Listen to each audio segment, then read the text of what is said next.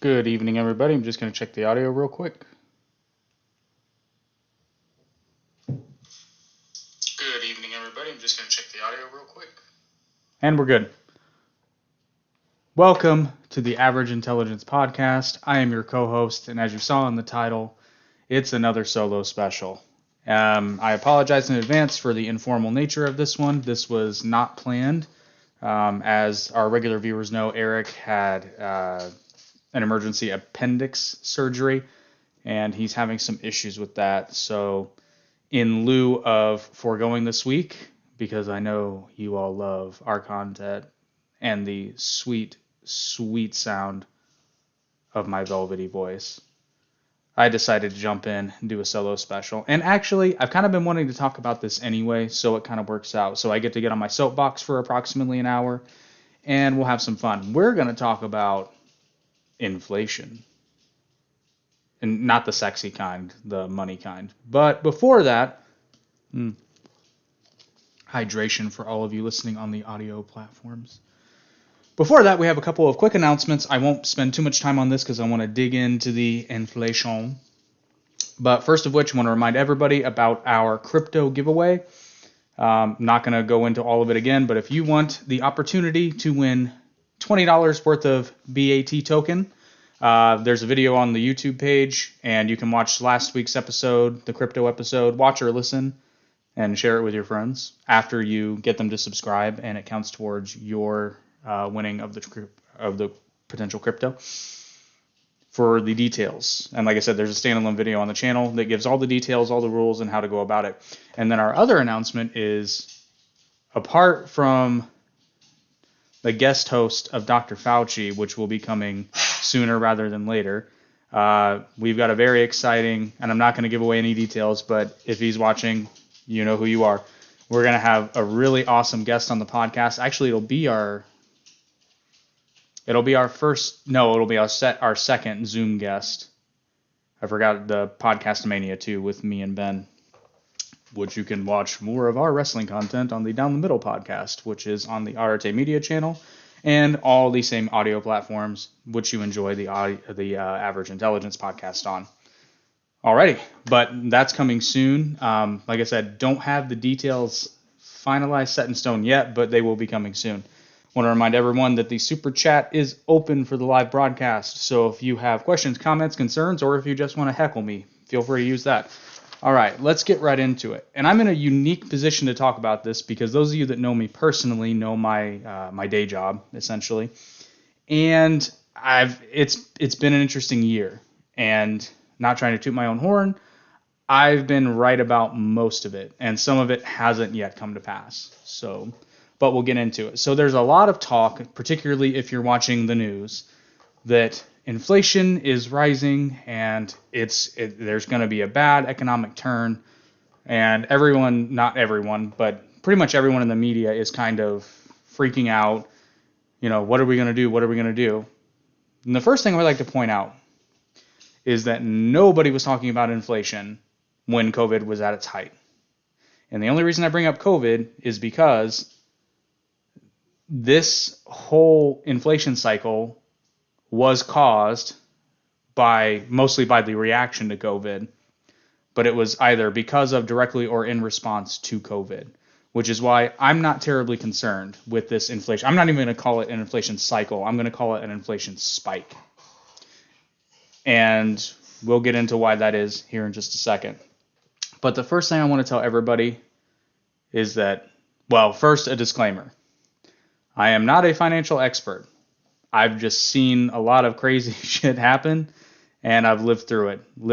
And like I've seen the demographics. Everyone who watches us has lived through the housing crisis of '08 and all that stuff. So we've seen our fair share of economic downturns. I don't think this will be that bad, frankly, because we kind of have the opposite problem that we did in '08.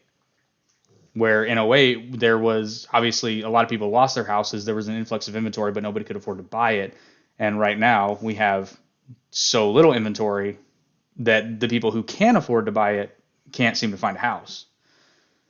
But I digress. See, I apologize in advance for the informal nature of this because I didn't get a chance to do the outline. I didn't know it was going to be a solo special until later. But so basically, I just want to address kind of the fears of potential hyperinflation. Now, what I'm not going to say is that hyperinflation can't happen, because it can, theoretically. I think a lot of things need to happen before that would be the case. And there's the old usual auto shutdown enabled. So let's see, what do we want to tackle first here?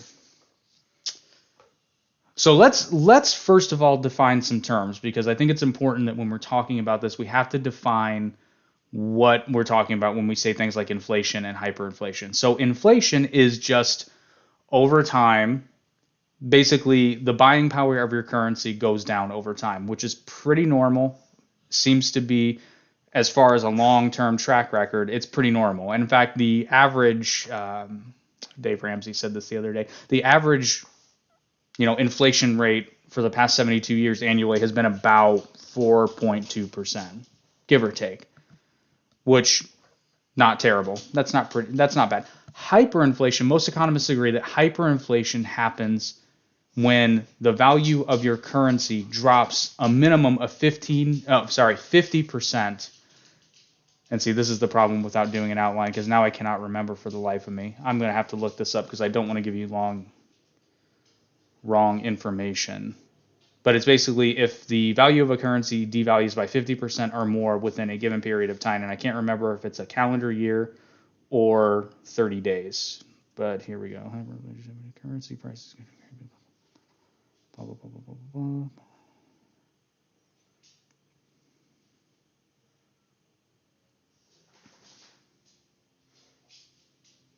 Okay, definition. So I'll just read you the definition because that's how we do. In 1956, Philip Kagan wrote the Monetary Dynamics of Hyperinflation. That's the book. Book often regarded as the first serious study of hyperinflation and its effects. In the book, Kagan defined hyperinflationary episodes as starting in the month that the monthly inflation rate exceeds 50%. Okay, so 50% in a month's time. So now we know the difference between inflation and hyperinflation. Now let's talk about what's happening in the U.S. right now. For the most part, apart from the natural inflation that's going to happen, there's basically two things going on. The first being that this is a completely artificial economic situation. And what I mean by artificial is the market did not drive it directly. The market has reacted to something. But what happened was COVID happened, and not virtually, actually a lot of things remained open, but a lot of things got shut down, not just in the US. Around the world, pretty much everything shut down for the most part in most developed countries, particularly in places like China and in places where the government just has more control. But in the US too, the US saw a great amount of shutdown, and even if it didn't shut down completely, it slowed down. For example, I deal a lot with Mohawk, which is a flooring manufacturer. And even at the beginning of the pandemic, before things were particularly bad, right after they started doing the shutdowns pretty much,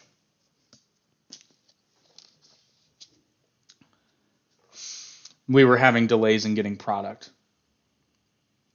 And those delays were coming from the fact that they'd run out of the product they'd already made, and they weren't making more or as much of a certain product. By about a year later, Mohawk had discontinued all of its full hardwood flooring line. And I never thought I would see that day come. Mohawk is synonymous with hardwood floor, at least they were. And they no longer make it. They no longer sell it. My sales rep literally came in and said, pull all of your 3/4 inch hardwood floor samples because we do not sell it anymore. Not making it.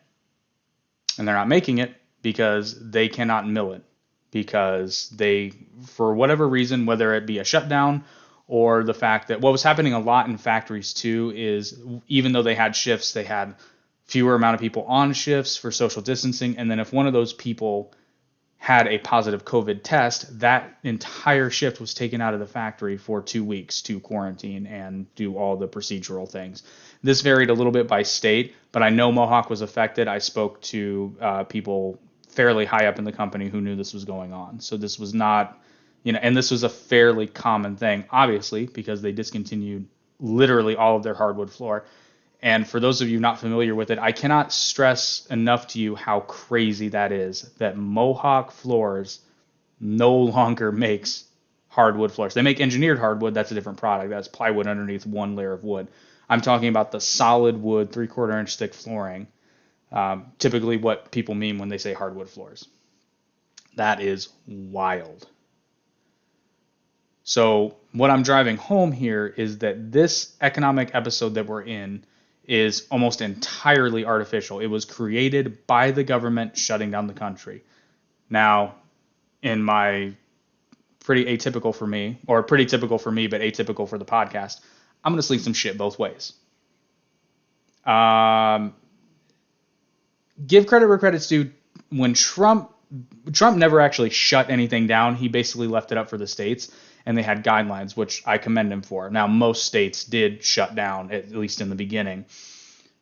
Then enter the Biden administration, who, if you remember, when he was running, he never came out and said that he was going to do a full federal shutdown, but he said he was open to the idea. And Trump never said he was open to the idea, at least not that I'm aware of. If he ever did say that, somebody correct me right now. Shoot your chats open. I will take your criticism with a smile, because we care about the truth on the Average Intelligence podcast. It's not about politics. It's just, we look at the way the world is and how it works, and we comment on it. That's what we do. But anyway, I digress. So this entire economic situation is a result of industry being shut down due to COVID-19. Now, let's play a little game here. Let's do a little thought experiment. And if you remember, people on the right were warning about this. And everyone was saying, well, how can you say that? That's just greedy. How can you possibly think that the economy is more important than human life? It's not. It's not. And I said all during the pandemic, I believe I said it on the podcast a couple of times, if we were talking about an Ebola outbreak, totally different situation. Shut that thing down. Shut it down. But again, and I'll catch some heat for this, as a population, as a whole, COVID-19 has been shown to be fairly benign. I understand there are groups that are at risk, but the point that I always make is that is true for pretty much every disease. There are age groups and health groups of people who, if they get the common cold, it can be deadly for them. We do not shut down the country for a rhinovirus. We do apparently shut down the country for a coronavirus. And I'm not trying to get too political here, but it kind of goes hand in hand considering this entire not an economic collapse, but actually, you could probably more accurately refer to a stagflation episode. And stagflation is just an economic situation. Inflation is happening, but prices are going up. Value of the currency, in this case the dollar, is going down. There is also still high unemployment and the slow economic growth. So more accurate to say that we're in a stagflation episode. But this was caused by the government and their reaction to COVID-19. And again, I said from day one, I do not agree with this. I didn't agree with it on day one. In fact, when Governor Holcomb here in Indiana actually made the statement that Indiana was going into a lockdown, the first thing I did was check the list of exceptions, which I think I've told the story before, but I'm going to recount it anyway because we got to fill an hour because that's what you people pay for. Actually, you don't pay for anything because this podcast is free. Although we appreciate financial support. There are many ways you can do it. The links are in the description. But basically, the first thing I did was check the list of exceptions. And as I thought it would be the case, there's about 6 pages of businesses that were exempt from the shutdown order, not least of which being liquor stores, because, those are essential. And before all you alcoholics get mad at me, I understand. But I made the point that I was never really all that scared because the liquor stores were open. When they close liquor stores, that's when I'm concerned. When they won't let you buy booze because of a disease, that's when I get into a bunker with MREs and ammunition. Because that means the shit has officially hit the fan. And I said to my business partner at the time, he was like, "Oh, we might have to shut down." I'm like, "Okay, no," because they can do one of two things. They can either write me a fat check, and then I'll close my business, or they can kiss my hairy white ass. That's a direct quote. And the reason I said this is because, if my business shuts down, I do not make money. And I'm not the only business owner that felt that way. Now, restaurants and the like, they adapted fairly quickly, but it was rough. It was rough, very rough. I know quite a few local restaurants, especially, that went out of business. I know national companies that went out of business. And of course, I'm trying to think of one right now. It's not coming to mind, but I'll probably remember it right after the podcast ends. But I'm sure you can all think of at least one restaurant that as a chain went out of business during the pandemic. Certainly local places, I am sure. And again, I ask, was all that worth it? I would make the argument that no, it wasn't. And here's why. Because if a person was afraid of getting, COVID-19, they did not have to go into these restaurants. I understand the argument. Completely about not wanting to accidentally transfer the disease to someone else. But here's the thing.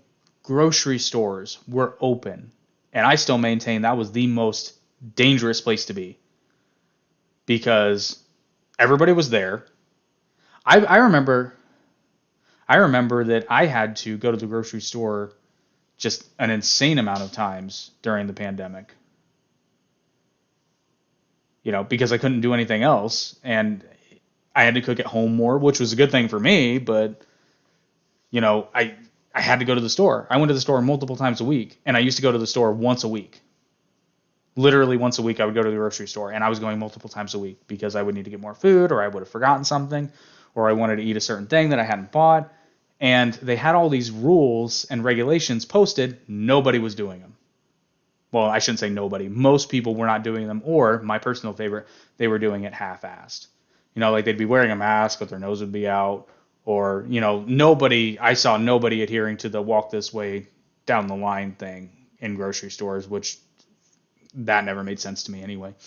And I apologize in advance. I'm probably going to have to change my audio format here in a second because my headset's battery is low. But I digress. We will continue going until you can't hear me anymore, and then I will change it. Okay, so there are a number of things people are afraid of for this economic collapse. Not economic collapse, this economic episode. They are afraid of an economic collapse because of a few things. One, a lot of people are pointing to the price of, materials, but plywood specifically. Plywood and lumber. But again, it's just like what happened with Mohawk. Plywood is not going up because of a naturally occurring phenomenon. It is going up because people were not making plywood for about a year. Actually, a year in some cases. Couple that with the fact that, wood building materials were already high in demand because there was actually a lot of home improvement going on and a lot of building going on because the United States as a whole already had a housing shortage. So people needed to build houses, they needed to build apartments, they needed to build multifamily units, they needed to build stuff, and they needed wood, plywood, and lumber to do it. Well, when you're already in the middle of, I wouldn't call it a building boom, but in a high level of building, and all of a sudden you're not making any more raw materials, it doesn't take a rocket scientist to figure out that the price of those materials is probably going to go up. While we're talking about defining terms, it's amazing to me how people, and especially people in government, forget terms like supply and demand. These are very, very basic things. You have a low supply of something and a high demand for something, what happens? The price goes up. Again, this is not rocket science. So in the case of lumber, all that needs to happen is either the demand needs to go down, which it's not going to, because people need places to live, and people want to buy houses, people want to live in places, so that's not going to happen, or the supply needs to go up, which is what needs to happen. Now, the really, really sad part about this is that because of the increased price of lumber, and I can attest to this like nobody's business, because my business has seen price increases. I'll put it to you this way. Been in business just shy of 7 years. And prior to the Trump tariffs, and I encompass that in with COVID, because there was just a massive amount of price increases taking place since the Trump tariffs on China up through to COVID. We'd seen more price increases in the past, I'd say, year and a half than leaps and bounds ahead of what we'd seen as a business. And I've been in the industry for 15 years, and I'd say there have been more price increases in the last year than, or at least, probably greater than or equal to being in the industry for approximately 15 years, actually right at 15 years. And there's more coming. That's the crazy thing, is there's more coming, because again, we still have this artificial shortage of plywood and lumber products.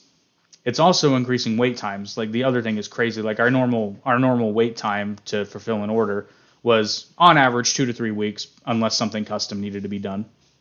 And even then it was 4 to 6. I got off the phone with a custom manufacturer yesterday, and their lead time is 18 weeks, to which I said, how are you even open? Like, that's ridiculous. You're pulling numbers out of the air, because an 18-week lead time tells me that you're not sure when you're going to get. Why does it say no data? Oh, excellent connection. Okay, sorry. YouTube is weird sometimes.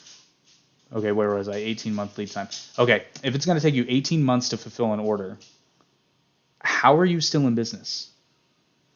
Like, what that tells me is that you're not even sure when you're going to get your material, so you're just throwing it as far out as you believe to be reasonable.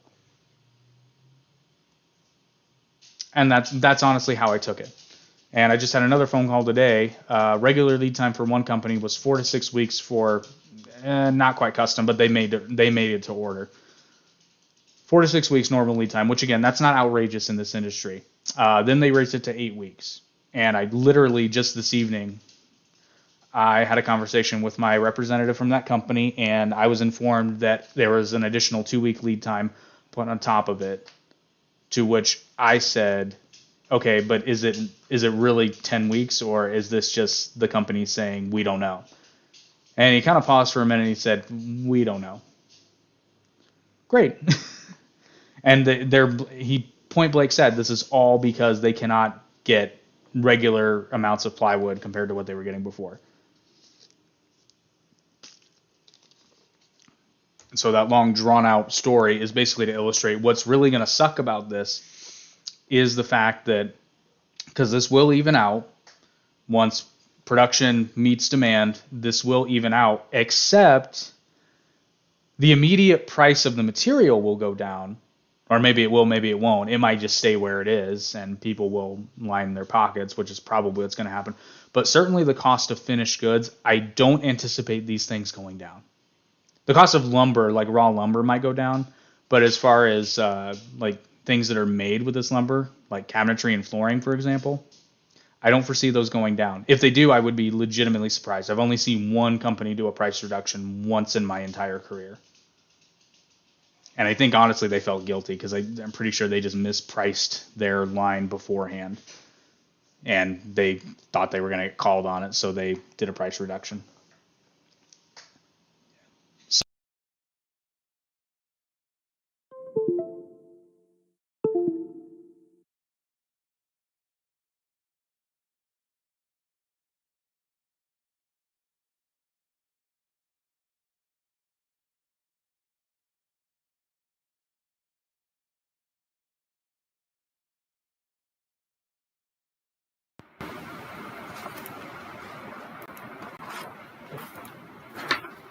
Sorry about that, everybody. Had to switch the audio input. Sorry for the delay. I know it probably sounds a little bit different, but we'll continue on with the show. Where was I? Sorry, I lost my train of thought there because I kind of saw that coming. Everybody who's listening on Spotify right now is like, what happened?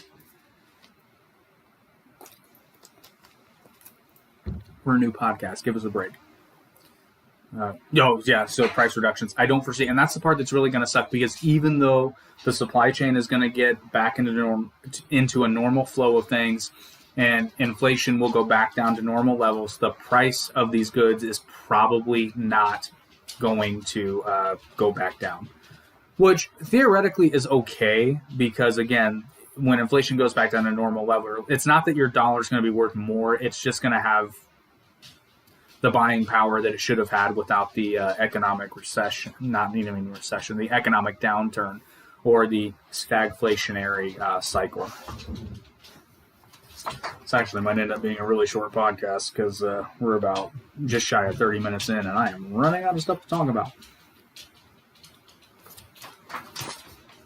So, some of you may be wondering, but Jake, everybody's saying it's so bad. They don't know how it's going to get bad. First of all, to show you how bad it is not, I'm going to give you a couple of examples of actual hyperinflation that have already happened, one of which is still going on, actually, and why it happened, and then you can see how it's different, but what we need to avoid doing to not get that far. The first one I'm going to bring up is the obvious one, Venezuela. So Venezuela has... I would bring up Zimbabwe, but I'm not exactly sure what's going on with that. I don't know enough details, but suffice it to say, Zimbabwe held the record, or I think they still hold the record for hyperinflation, but Venezuela is on par to exceed it. So the condensed version of what happened with Venezuela is there was a lot of bad economic policy, and the fact that the country's wealth was essentially dependent on one export, which was oil. Things happened. The price of oil went down. I believe the lowest point, I think in the early 2000s, it was right around $100 a barrel. And then it went down, progressively it went down to $33 a barrel, which doesn't, that's a really, really big reduction when you consider how much oil is being exported and bought and sold. The problem is Venezuela's government had not held on to any money in the case of an economic downturn. And they spent literally a ton of money on these social programs that everybody thought was great. This is what Bernie Sanders was raving about when he said Venezuela was the example that should be followed and that socialism will work. We have a chat. Sosa Potence 300, not good. No, it is not good. Not good at all. And as we've seen what's happening in Venezuela, and again, just going to kind of sling some shit in the socialist way, because I like to sling shit to socialists and communists. It's okay. Debate me. I'm happy to debate you on here. But yeah, socialism's always great until something goes wrong. And then Exhibit A, Venezuela. You ask any Venezuelan, I will bet money on this. I'll bet 20 BAT tokens. You ask any Venezuelan that has come to the United States from Venezuela in the last, in the last 2 to 3 years, and ask them which place they would rather live. I will bet you money they will not say Venezuela, with the only caveat being that if they have family there. From an economic perspective, they will tell you the United States pretty much anywhere but Venezuela every time. Guarantee, I will take that bet. And if you can show me somebody that moved from Venezuela to the United States in the last 3 years, and they honestly can tell me they preferred life in Venezuela economically, then I will give you 20 BAT tokens. I will stand by that. Share the video, like, share, and subscribe. Tell your friends. Let's find somebody to win that bet. I will take that. So, but long story short, you have now seen just an amazing level of hyperinflation in Venezuela. And it all kind of started because once the value of oil went down, the government wasn't making as much money, couldn't uphold their social programs, and since everything was run and distributed by the government, they were not able to provide the basic needs of the people, which included food, social services, and social needs in the form of fire department, police department, medical, everything. And that's why you're having. But again, when the state runs everything, you can complain. And when you try to complain, they have a tendency to shoot you, or at least shoot at you, or beat you. You know, it's kind of like dealer's choice at that point. Well, the government's the dealer, so it's kind of dealer's choice at that point. But you get the idea. And that is why people are literally sifting through garbage. And I've heard stories of people, you know, obviously eating dogs, and some stories of people actually breaking into the zoo and eating the starving animals that were in there. So yeah, that's hyperinflation is not good. And then the other example, which more history buffs are aware of this, is post-World War I Germany. Not quite to the Weimar Republic, but kind of in between years is when this all started to happen. Again, I'll give you the condensed version. So after World War I, Germany got the brunt of the punishment because the Austro-Hungarian Empire was broken up, for the most part, with the exception of Austria-Hungary. Austria. It was Austria and Hungary, but you get the idea. That empire was broken up. Germany lost quite a bit of land, including some agricultural area, which was no bueno, or nicht gut. Yeah, that's more appropriate. But the big thing, and had a massive reduction in their armed forces. Most of the Navy was destroyed, and the entire Air Force was grounded. And the standing army was reduced to, I believe the standing army, my memory's failing me. It was less than 100,000, but I can't remember what the actual figure was, but it was significantly lowered. But like I said, the big one is the brunt of the war reparations was put on Germany. And Germany, having come out of a war, obviously did not have the money in its coffers to pay for this. And the bill was due. So, like any sensible country, they took out a bunch of loans. So they racked up their national debt. And then they made the mistake of printing money. Now, printing money as a short-term solution is not necessarily bad. I mean, it's not good, but it's not awful. I mean, we're talking a real temporary Band-Aid here, particularly when your currency is not tied to something like gold or something tangible, because then the value of your currency is, you can cheat it to a certain degree. China's been doing this for quite a long time.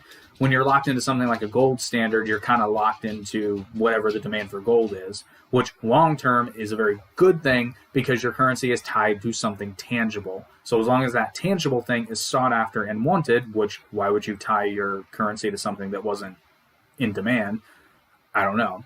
And it's like the petrodollar, you know, that same example, it's tied to oil. So it's tied to a tangible thing, which is one of the reasons why the dollar has yet to collapse, is because it is very strongly tied to oil, and it is still the preferred international exchange currency. Most places will accept U.S. dollars for trade currency. Now, if that changes, the dollar situation is no bueno and nicht gut. It's not good. Not good. Not good at all. So anyway, we're in Germany, and they are printing money like crazy to pay these debts. Now, what this does is it insanely devalues their currency in a very, very, very short amount of time. It got so bad to the point where workers in a factory were paid twice daily. Yes, you heard me right, twice daily, because their wage rate in the morning was not the same in the afternoon. And there are real photographs of people bringing home their pay, their money in wheelbarrows because they were being given so many bills because the inflation was so high. Yes, they were being paid a lot, but the cost of living just was skyrocket. And there was one nurse in Venezuela that was quoted as saying, "We're millionaires, but we can't afford to eat." So it kind of gives you some perspective on what inflation actually looks like. It's like, yes, you are getting a lot of money, but the money is worthless. Which I really wish somebody would go into Congress right now and explain to them this concept. Because, and the Democrats especially seem to have a tough time with this, but trust me, the Republicans are ignorant to how money works too. But the Democrats seem particularly just ignorant to this fact, is giving people more money is not necessarily the answer. Certainly not the most important answer. What is important is people having enough of a currency that actually is worth something. And this is what they don't seem to understand. Is, yes, I understand the concept of a minimum wage, and I'm not disputing that, and I understand that wages need to keep up with inflation. For the most part, they do. The problem arises when you have, at least when you have a perception of a class of people who are working at, and I quote, air quotes, slave wages, which I'm not even going to go, actually I will get into the absurdity of a comment like that. A slave wage is non-existent. Stop using it. The term slave wage makes no sense unless that wage is zero. Because if you are being paid for your work, you are, oh, okay. The history buffs are going to get me on this one. Because yes, some slaves were allowed to make money in the American South, but they were not the norm. They were the exception, and usually they didn't get to keep their money. That was kind of dependent on, and I really don't even want to say this. I don't even want to say it was dependent on the person who owned them, because I don't want to say the word master. It was dependent on the person who owned them. God, I just threw up a little bit in my mouth saying that, but.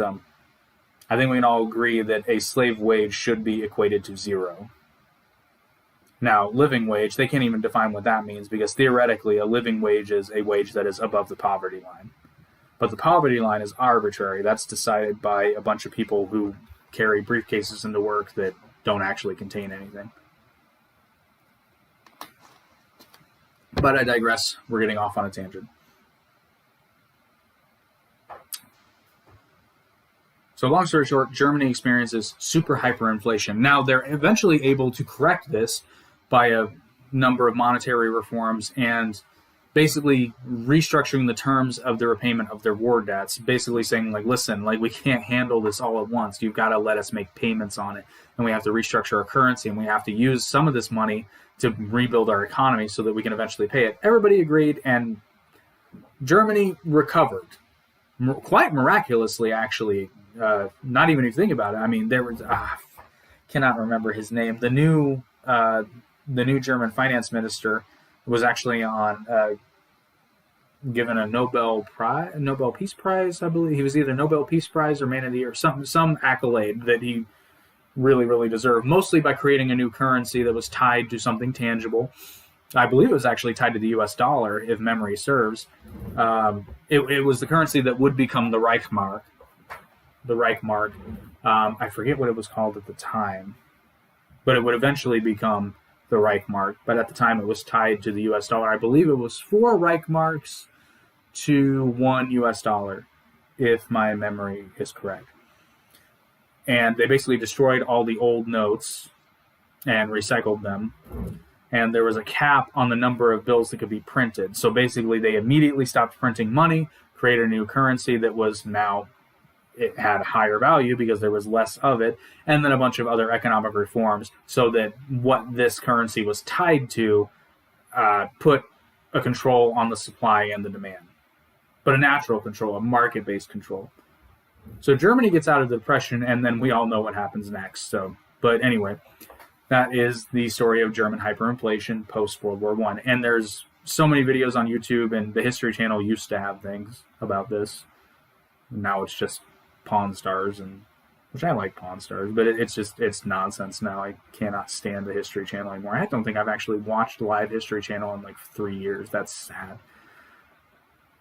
But an interesting note for those of you that love the old History Channel, they've uploaded a lot of their old series to YouTube, and it's free. So check that out for sure. And it's just History's YouTube channel. So it's not even pirating.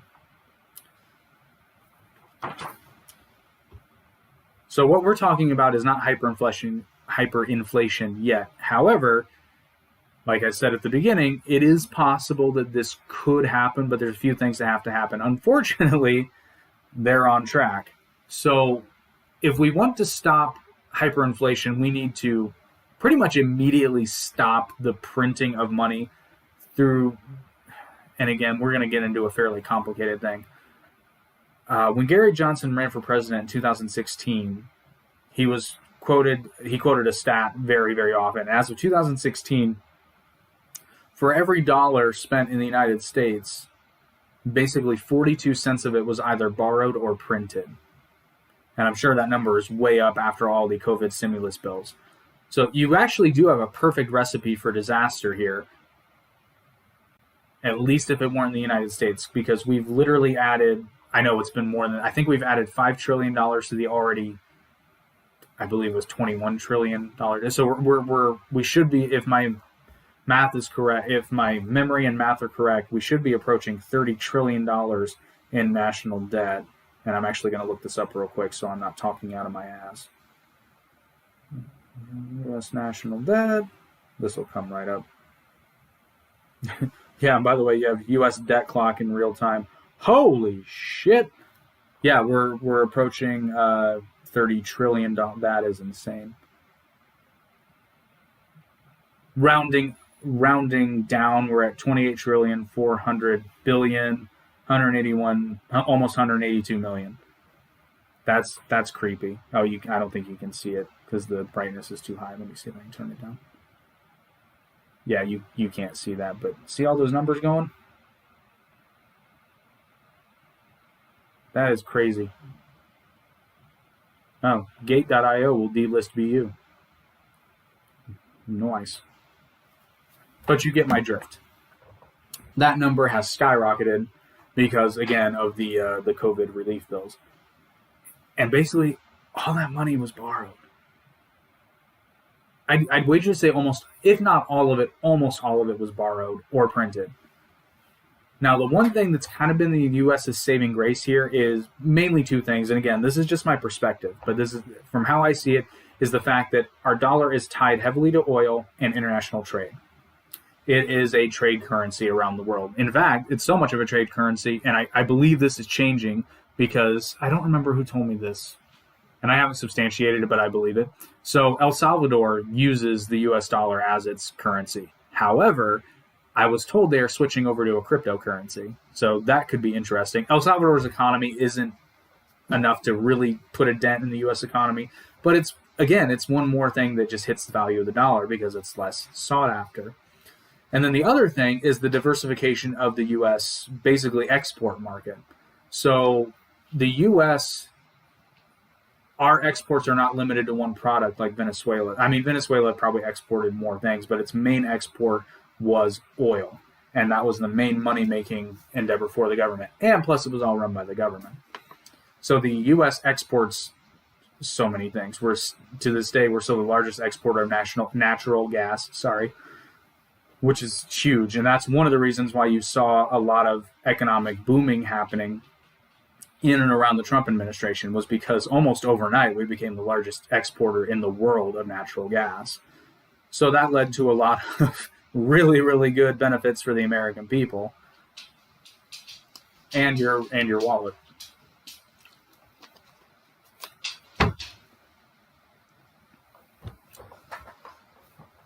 And then so those are the main two things that are kind of keeping the U.S. still up, despite of our insane monetary policy. And again, I'm not just slinging shit at the Democrats here, because plenty of Republicans have spent money just on different things. They just can't agree on what they want to spend their money on. They just like to spend your money. But yeah, like I said, I'm not really too afraid of hyperinflation, and I apologize for the going back and forth again. I didn't have time to write out a format, so I'm going off cuff here. So don't worry. I know it's not our best episode. But again, like I said, I'm not really afraid, at least personally, I'm not really afraid of super hyperinflation happening. I mean, it's going to be a little rough for a while. And this is kind of the problem with the competing economic theories here because, again, one of the reasons people aren't feeling as much of a pinch is because of the COVID unemployment benefits, the increased unemployment benefits. So, I mean, a lot of people are being paid more than their job paid, which is leading to another economic problem we're having, which is a labor shortage. Now, anybody who knows me personally has heard me bitch, moan, and complain about this for the past few years. America's had a labor problem for a very long time. It's just now really bad because, I mean, for all intents and purposes, people are being paid to stay home. And I don't have the tinfoil hat here with me, but I'm going to put on my my figurative conspiracy cap here. I find it very interesting that in the 2016 presidential election, more than a few people were talking about universal basic income. It had been talked about before, but it was a major talking point, not just with Andrew Yang, although he was very much the champion of it. It was being talked about, and is still being talked about by a lot of Democrats, sitting Democrats today. So I find the timing very interesting. So we have a global pandemic, and all of a sudden, and under a Republican president, no less. This is why this is a real conspiracy that Trump was a closet Democrat the whole time. I just find the timing curious that we essentially have kind of the beta test version of a universal basic income. And another thing that I've said before, and I will say it again, that money was supposed to help people that were struggling. I saw a lot of TVs being bought. I saw a lot of decks going up.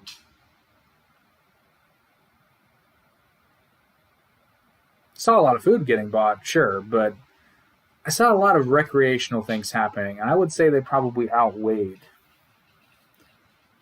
I mean, I cannot tell. I saw so many TVs getting bought. It was ridiculous. Big TVs, too. Yeah, not small ones. And then a lot of people you hear, and again, this is all anecdotal, but you heard a lot of people taking that money and investing it in stocks, and a lot of crypto investment happened. People were literally, I heard more than one story of people taking their entire stimulus check and throwing it into cryptocurrency. Hope that worked out for you. Actually, a lot of people, there were a lot of people that took that and invested it into GameStop and AMC when all that was going down. Actually, one guy called into the Dave Ramsey show, I think. Yeah, he did. And he made a killing, so we got lucky. But I guess my point being is that they always make it sound so much worse on the news. And it's worse out there than what I saw, I'm sure, because, again, I work in a fairly affluent area, and I don't exactly live in. It's not the greatest area, but it's certainly not, I wouldn't call it the slums, you know what I mean? But from what I see, most people that I know either still worked, or most of them actually got to work from home. I don't really know anybody that quote unquote lost their job. And again, that's anecdotal because I don't know a lot of people that are in the food service industry. And if I did, they were still working, but they had shorter hours. And I agree, that sucked. And for those types of people, the unemployment benefits were great. And again, a lot of people asked, they were surprised at my reaction to the stimulus payments. And I disagree with a lot of Republicans on this one. There's two reasons why I wouldn't say I was for it, but I kind of accepted it. First reason being is that I didn't have the option to opt out. So it's like, I know I'm going to have to pay this back, not directly, but if you, and I said it then and I'll say it now, if you honestly think, regardless if Trump had won the election or Biden had won the election, and we know Biden did, regardless of who won that election, if you honestly thought that there wasn't going to be a massive tax hike after all that, you were clinically insane. It's going to happen. It's already happening. But it's going to get worse. And that I can pretty well guarantee you, because it does it. $7 trillion in a year. Like, there's going to have to be some increased tax revenue. It's going to happen. So being that I couldn't opt out, I figured I'm going to pay for this anyway. Might as well take that money and make good use of it, which I did. And then the other reason was Like, let's look at it this way. Let's compare this to the bailout of 2008 when all that money went to businesses. At least this time around, they actually paid individuals. So if you're going to bail out, I mean, at least bail out the people, especially when the government caused this mess in the first place. The only part of that sucks is it's not the government's money, it's your money, because the government gets its money from you. So that payment that they gave you was not a gift from the government. The unemployment benefits that you're getting is not a gift from the government. That is them taking your money, that is them giving you money now, and then they're going to take exponentially more from you later. Guaranteed, particularly if you make more money, because of the progressive tax system in the United States. The irony is that a lot of people who didn't even qualify for those payments because they make too much money are the ones that are going to bear the bulk. And again, I'll argue with the lefties on this one too. I will straight up argue with the lefties on this one because according to an article that Dave Ramsey read aloud on his radio show, 52% of Americans do not pay income tax by the time it's all said and done. Like, they might pay in, but by the time they get their refund, they're getting what they paid in and money from the government in addition to that. So they are coming out net positive. 52%. That means that 48% of Americans pay all the taxes. The fact of the matter is the United States has one of the most progressive tax systems in the world. That's a fact. And I brought this up on the podcast before, but there's a channel on YouTube called 2 Cents. And they have a great video on the U.S. tax code. I even learned some stuff from it that I didn't know. Like, it makes me feel better about making more money because I thought I was going to get screwed. I still get screwed a little bit, but not as screwed. Not as screwed as I thought I would.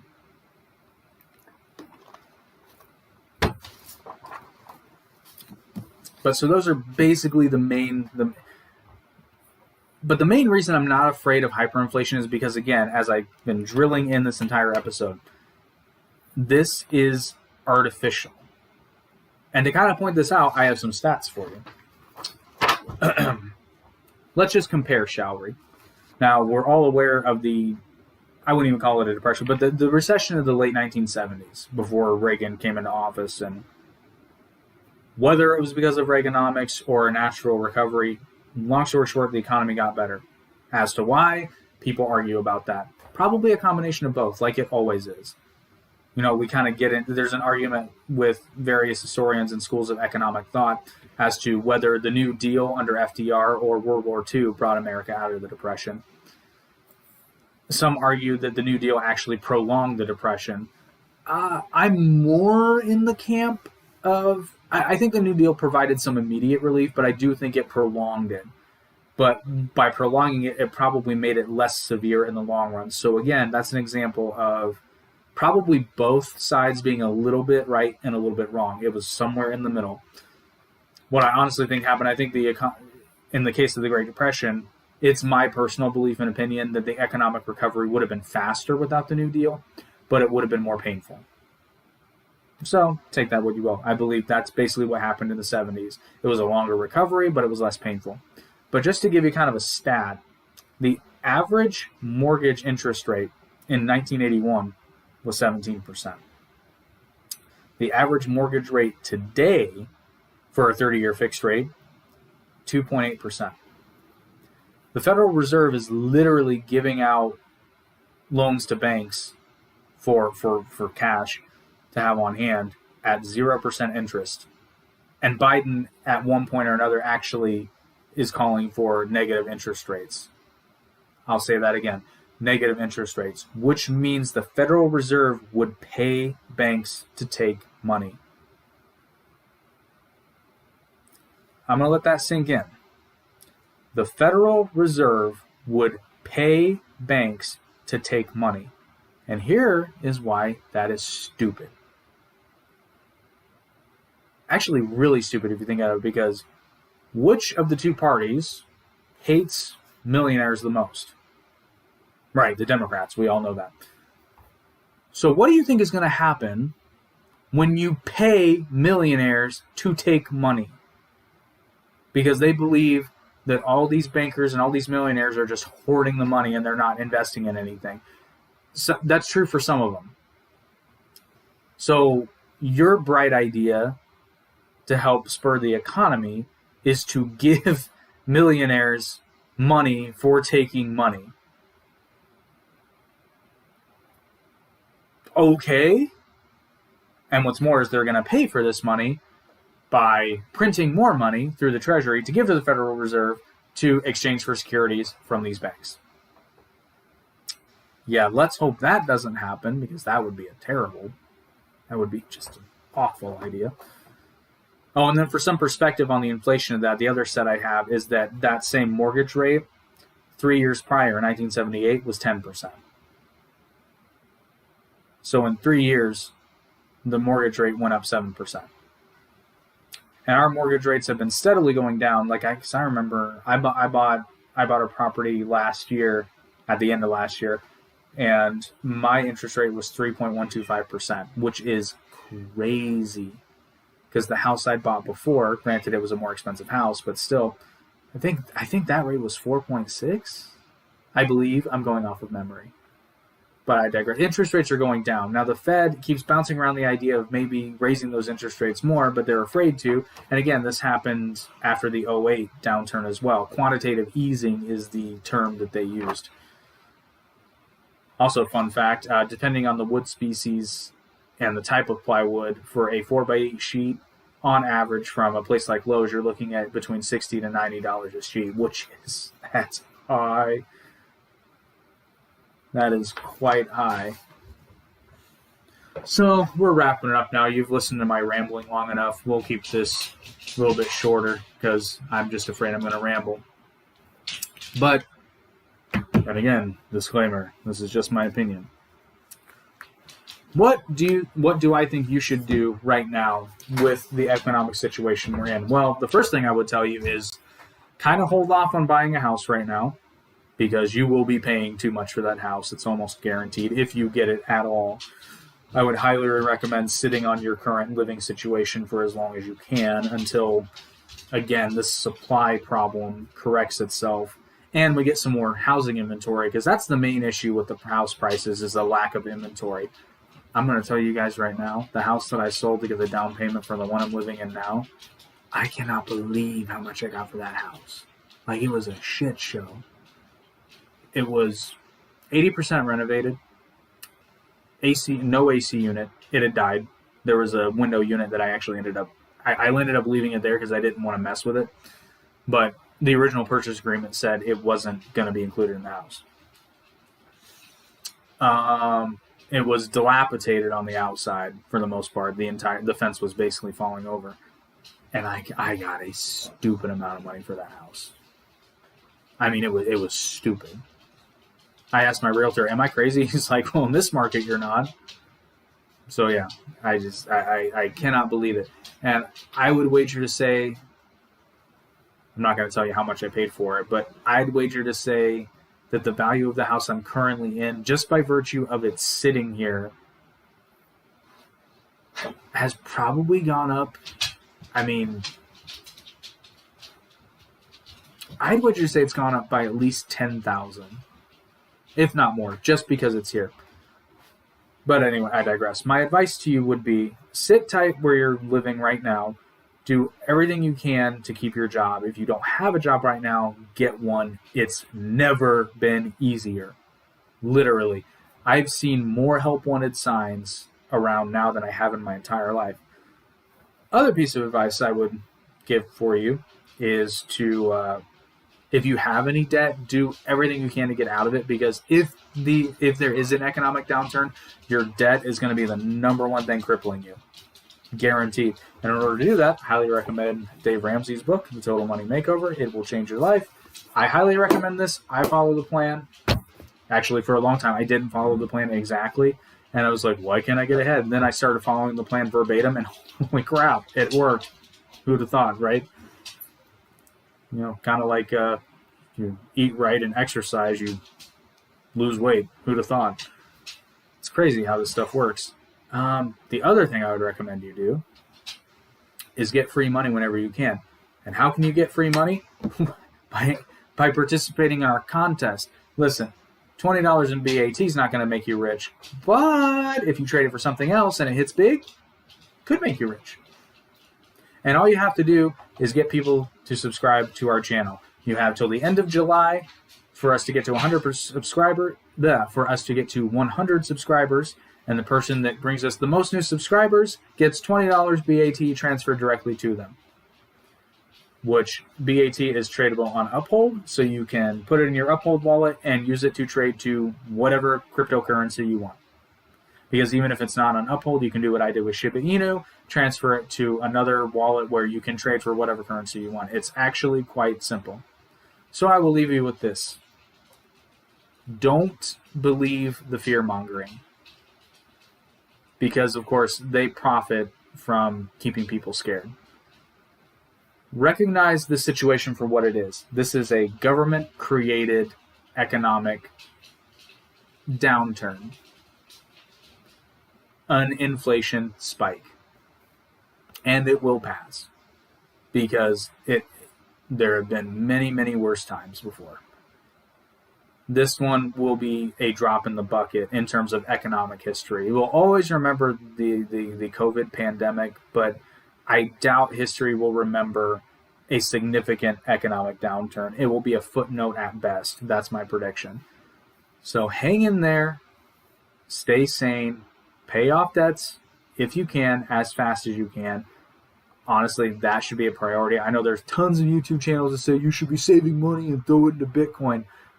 You shouldn't be investing anything if you have debt, at least nothing of substance. Like if you're trying to buy into a crypto that you think might hit big, as long as you're not spending a ton of money, and certainly if you're not going into debt for it, I mean, whatever, you do you. But your priority should be not having anything that could drag you down if there is an economic downturn.